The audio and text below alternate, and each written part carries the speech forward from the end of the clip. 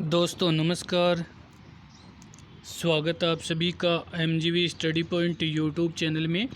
तो दोस्तों रीजनिंग की टेस्ट सीरीज़ नंबर 37 लेकर के उपस्थित है और ये जो सीरीज़ है इसका MGV स्टडी पॉइंट यूट्यूब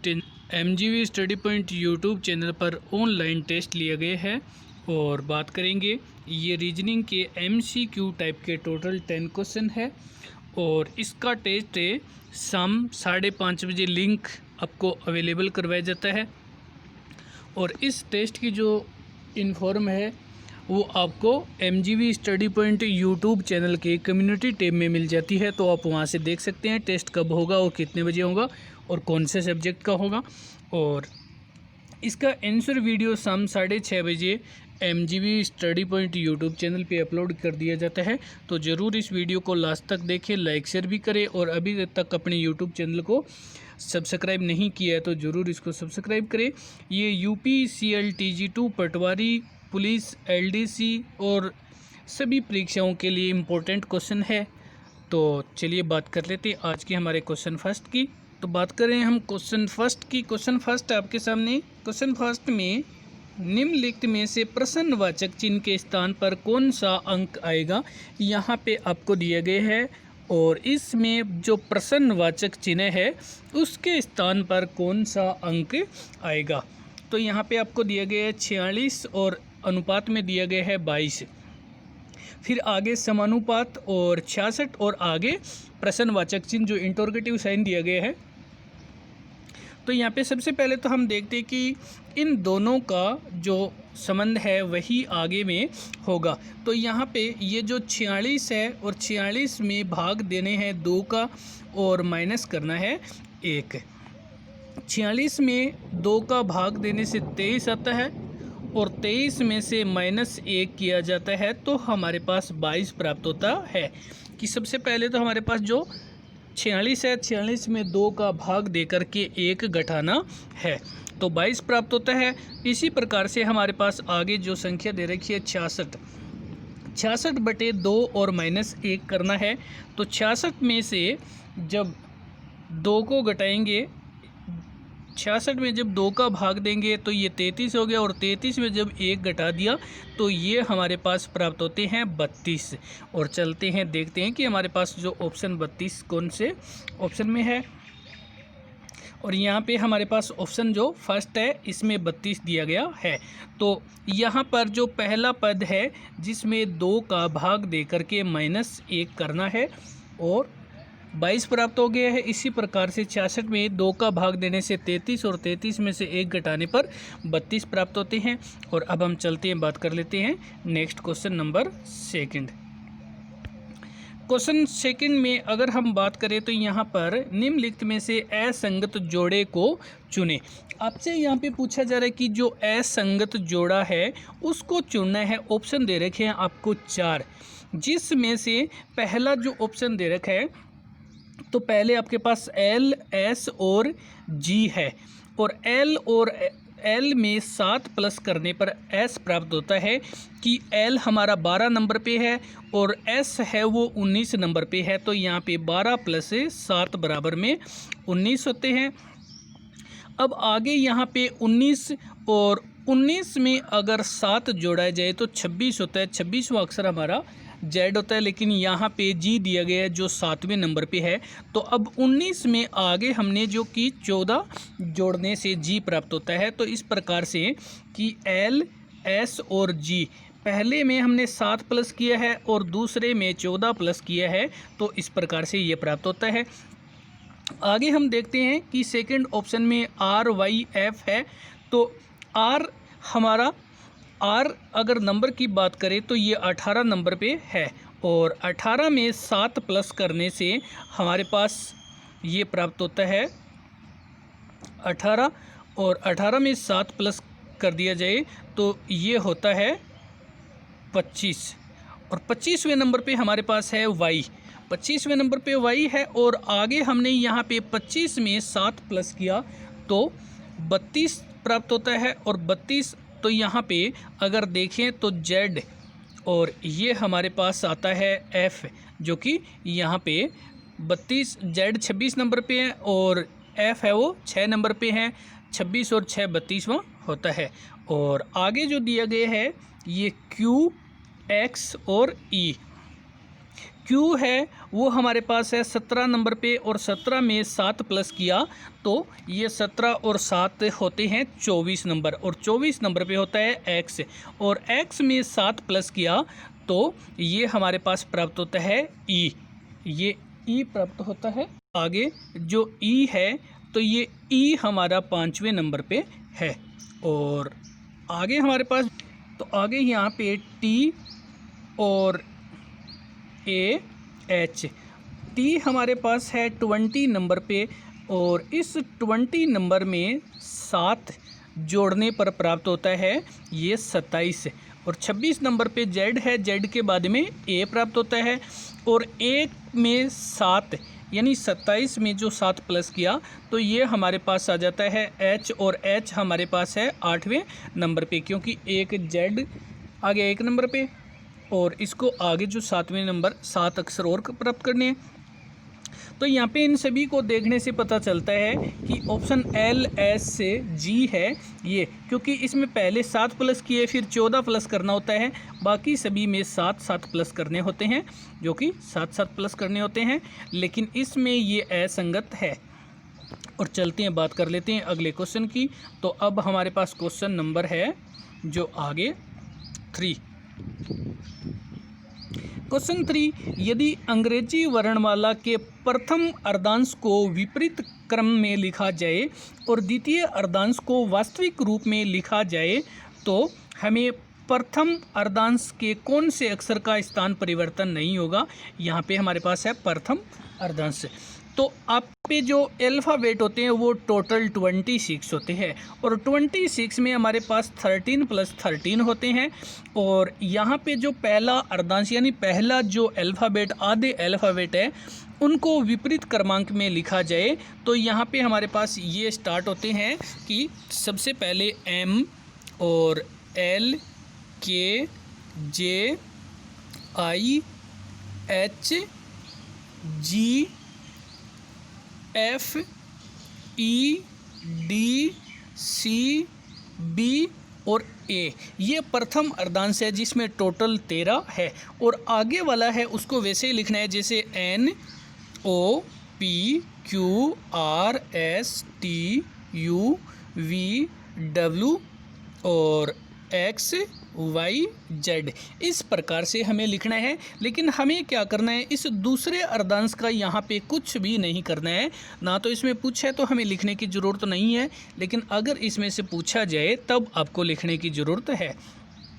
अब आपको इसमें से ये पूछा है कि प्रथम अर्धांश में कौन से अक्षर का स्थान परिवर्तन नहीं होगा। जिस अक्षर का स्थान परिवर्तन नहीं होगा वो है हमारा अक्षर जी।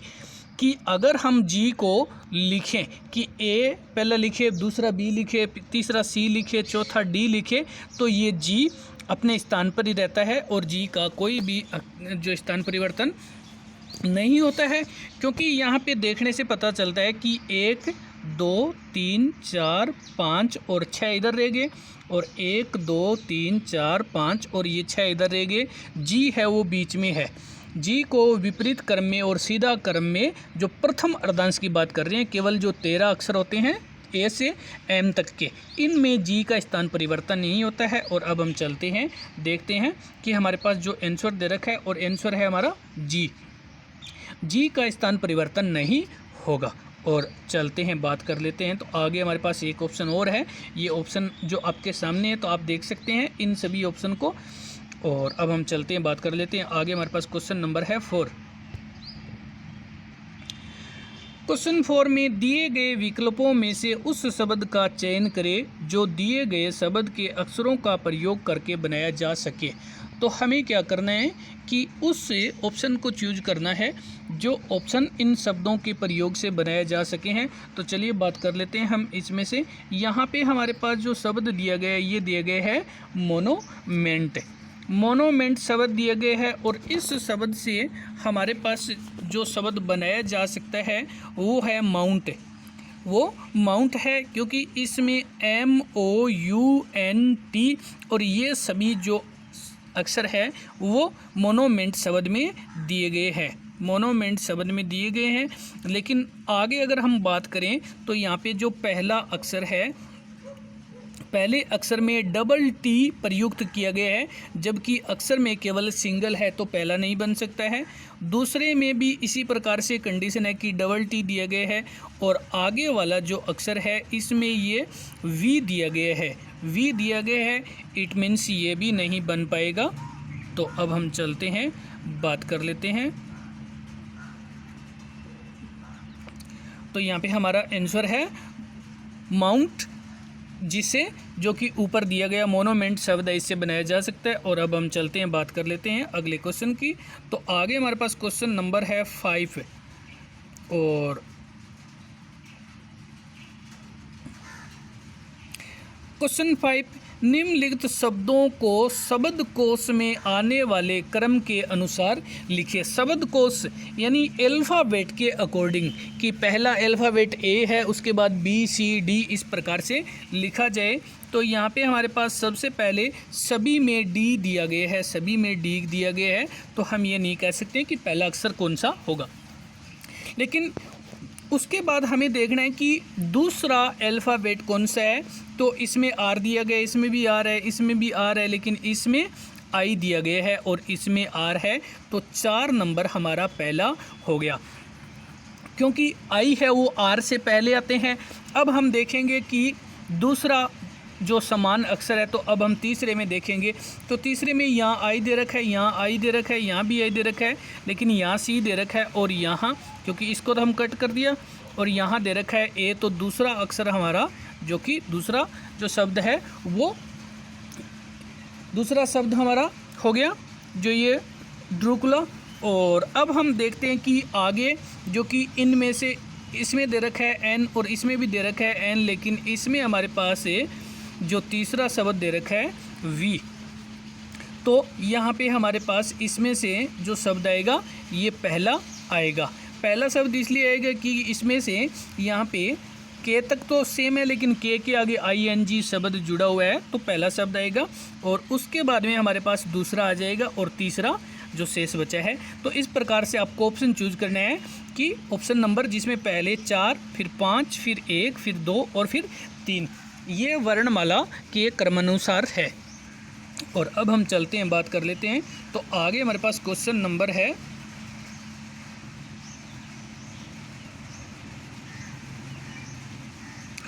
आगे क्वेश्चन 6 में कि 5 मित्र ABCDE प्रत्येक ने क्रिकेट मैच में अलग अलग रन बनाए हैं, लेकिन यहाँ पे आपको बताया जा रहा है कि B ने D तथा C से अधिक रन बनाए हैं। किसने? B ने रन बनाए हैं जो D तथा C से। तो यहाँ पे हम C और D लिख देंगे, क्योंकि इन्होंने अधिक रन बनाए हैं। लेकिन आगे आपको ये कहा जा रहा है कि लेकिन A से कम बनाए हैं, जो कि B ने A से कम बनाए हैं, इट मीन्स सभी ने कम बनाए हैं। आगे आपको ये कहा कि A ने सबसे ज़्यादा रन नहीं बनाए और न ही सबसे कम रन बनाए हैं। देखो यहाँ पे आपको ये बात बताई जा रही है कि A ने ना तो ज़्यादा रन बनाए हैं ना ही कम बनाए हैं। तो A, अब आपके पास E बच गया, तो हो सकता है E ने सबसे ज़्यादा रन बनाए होंगे, क्योंकि ई का यहाँ कोई वर्णन नहीं दिया है। लेकिन ए ने ना तो कम बनाए ना ज़्यादा बनाए हैं, तो बराबर बनाए हैं। तो यहाँ पे आपसे पूछा जा रहा है कि तीसरे स्थान पर कौन है। तो इस प्रकार से यहाँ पे सबसे पहले ई के बाद में ए, और ए के बाद में हमारे पास यहाँ पे बनता है बी, और बी के बाद में इसको सी या डी लिख लो, या आप लिख सकते हो डी या सी, क्योंकि डी और सी दोनों ने हो सकता है बराबर बनाए हैं, कोई पता नहीं है। तो अब आपके पास ये पूछा जा रहा है कि सबसे अधिक में से सबसे अधिक बनाए हैं ई ने, लेकिन तीसरे नंबर पे कौन है? तो तीसरे नंबर पे बी है, तीसरे नंबर पे बी है। और यहाँ पे हमारा ऑप्शन दे रखा है बी, ऑप्शन बी दे रखा है कि तीसरे नंबर पे बी है, और इसने जो कि अधिक रन बनाए हैं तीसरे स्थान के। और अब हम चलते हैं, बात कर लेते हैं। तो आगे हमारे पास क्वेश्चन नंबर है 7। क्वेश्चन 7 में राम 12 किमी उत्तर की ओर जाता है, बाद में वह 10 किमी पूर्व की ओर चलता है और बाद में वह 10 किमी दक्षिण की ओर चलता है, तो वह प्रारंभिक स्थान से कितनी दूर है। आपसे पूछा है कि राम पहले तो उत्तर दिशा में चलता है और 12 किलोमीटर चलता है, फिर वह 10 किमी पूर्व की दिशा की ओर जाता है और वह उसके बाद दक्षिण की ओर 12 किमी चलता है, तो अपने प्रारंभिक स्थान से कितनी दूर है। तो चलते हैं यहाँ पे देख लेते हैं, बात कर लेते हैं कि यहाँ सबसे पहले तो हम बात करेंगे दिशा की, और ऊपर होता है नॉर्थ और नीचे होता है साउथ, राइट हैंड साइड में होता है ईस्ट और लेफ्ट हैंड साइड में होता है वेस्ट। यहाँ पे हम सबसे पहले बात करने वाले हैं कि राम उत्तर की ओर चलता है और ये चलता है 12 km, और उत्तर हमेशा ऊपर की तरफ होता है। फिर वह पूर्व दिशा की तरफ जाएगा तो वो अपनी राइट हैंड की तरफ जाएगा और यहाँ वो चलता है 10 किलोमीटर, और यहाँ से फिर दक्षिण की ओर जाता है 12 किलोमीटर, दक्षिण 12 किलोमीटर जाएगा तो ये नीचे की तरफ जाएगा और यहाँ पे पहुँच जाता है। अब यहाँ पे राम का ये प्रारंभिक स्थान है और ये उसका अंतिम स्थान है। अब आपसे ये पूछा जा रहा है कि यहाँ की सीधी दूरी कितनी है या वो अपने घर से कितनी दूर है, तो यहाँ से घर की दूरी होगी।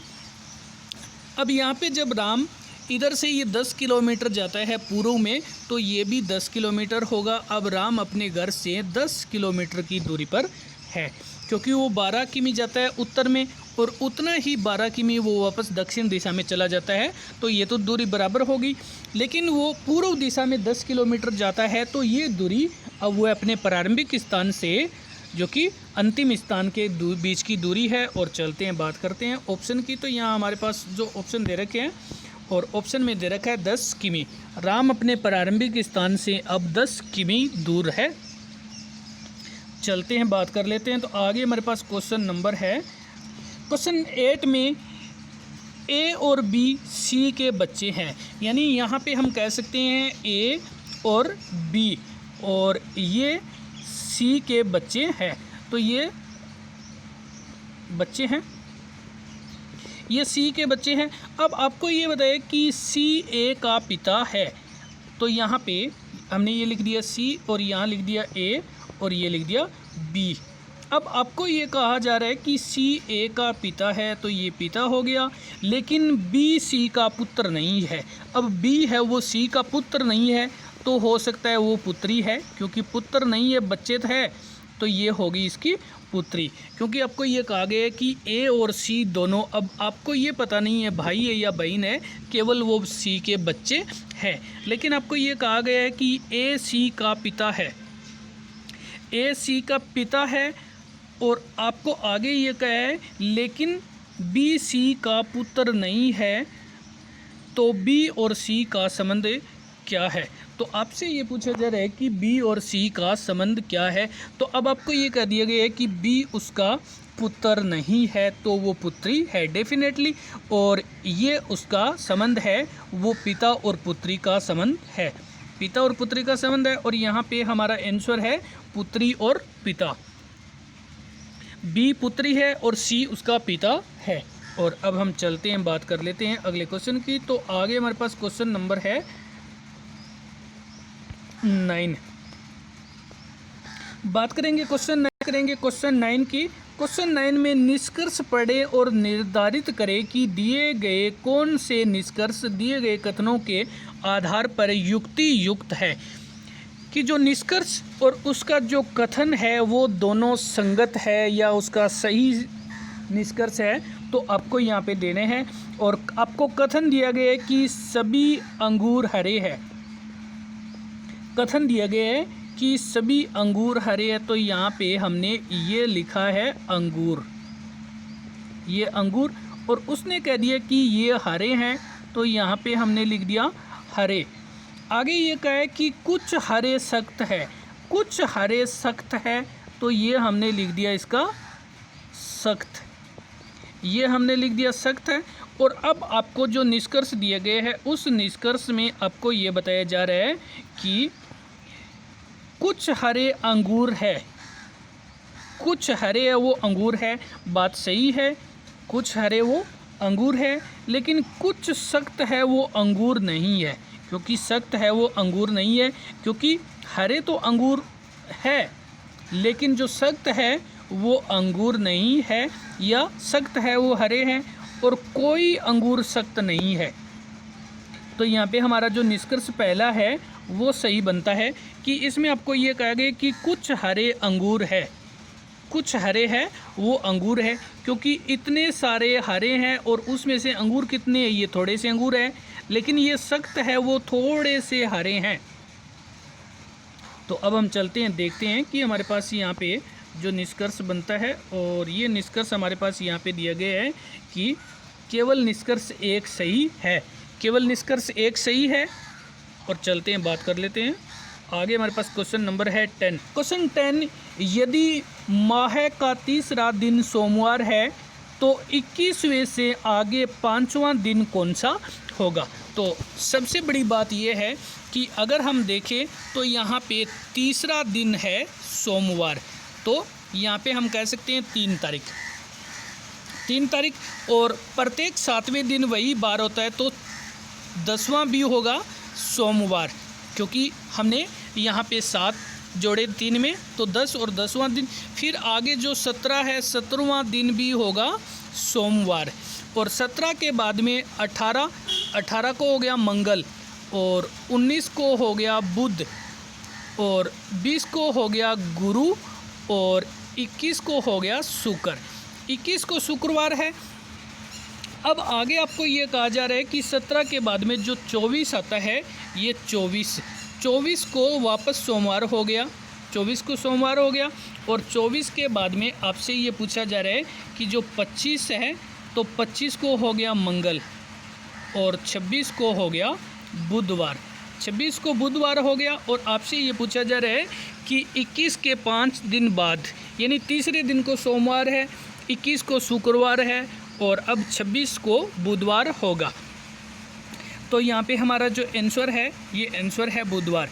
इसको हम दूसरे तरीके से भी ज्ञात कर सकते हैं कि दूसरा तरीका हमारे पास इस प्रकार से है कि पहले आपको 3 दिन और आगे आपके पास लास्ट है 26वां दिन। तो ये 26 आपके पास सभी नहीं है, कुल दिन है आपके पास 26 - 3 बराबर में 23 दिन, और 23 दिन में से आप विषम दिन ज्ञात कर सकते हैं। विषम दिन ज्ञात करने के लिए आपको दिनों में भाग देना होता है 7 का। तो यहाँ पे जो शेष बचेगा वही आपको आगे जोड़ना है। तो यहाँ पे 7 का भाग दिया तो 7 × 21, और शेष बच गए आपके पास 2, क्योंकि 7 का भाग दिया 3 बार चला गया, और 21 में जो 23 में से घटाए 21 को, तो 2 बच गए। और अब हम बात कर लेंगे कि पहला दिन आपके पास सोमवार है और दूसरा दिन आपके पास है मंगलवार, और तीसरा दिन आपके पास है बुधवार। लेकिन आपको सोमवार के दूसरा दिन करना है, सोमवार के बाद जो तो बुधवार होगा, और हमारा आंसर बुधवार है। तो दोस्तों, इसी के साथ में वीडियो देखने के लिए धन्यवाद। लाइक शेयर करते रहें, और अभी तक अपने यूट्यूब चैनल को सब्सक्राइब नहीं किया तो ज़रूर इसे सब्सक्राइब करें, अपने फ्रेंड्स को भी फॉरवर्ड करें। धन्यवाद।